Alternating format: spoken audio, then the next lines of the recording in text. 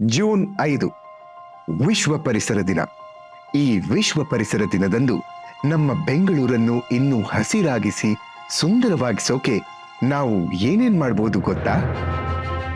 ಹಸಿರಾಗಿದ್ದ ನಮ್ಮ ಹಳೆ ಬೆಂಗಳೂರನ್ನ ಮತ್ತೆ ವಾಪಸ್ ಪಡಿಲಿಕ್ಕೆ ಹಸಿ ಕಸನ ಒಣ ಕಸನ ಬೇರೆ ಬೇರೆ ಮಾಡ್ಕೊಡ್ತೀನಿ. ಇದು ನನ್ನ ಗ್ಯಾರಂಟಿ.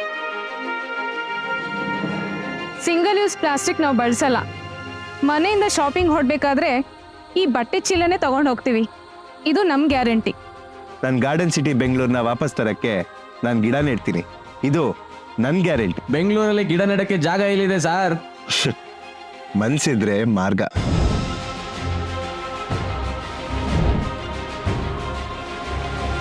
ವಾರಕ್ಕೆ 2 ಸಲನಾದ್ರೂ ಪಬ್ಲಿಕ್ ಟ್ರಾನ್ಸ್ಪೋರ್ಟ್ ಯೂಸ್ ಮಾಡ್ತೀನಿ. ಇದು ನನ್ನ ಗ್ಯಾರಂಟಿ.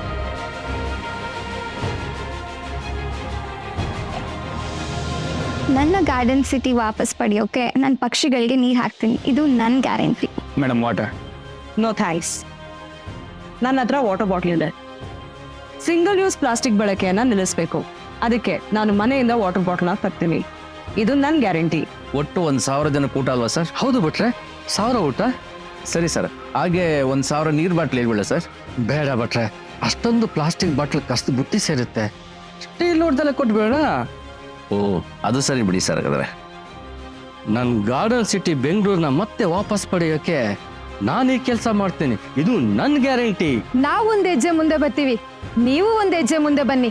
ಈ ವಿಶ್ವ ಪರಿಸರ ದಿನದಂದು ನಮ್ಮ ಗಾರ್ಡನ್ ಸಿಟಿ ಬೆಂಗಳೂರನ್ನ ಮತ್ತೆ ಹಸಿರು ಮಾಡಕ್ಕೆ ಪಣ ತೊಡೋಣ.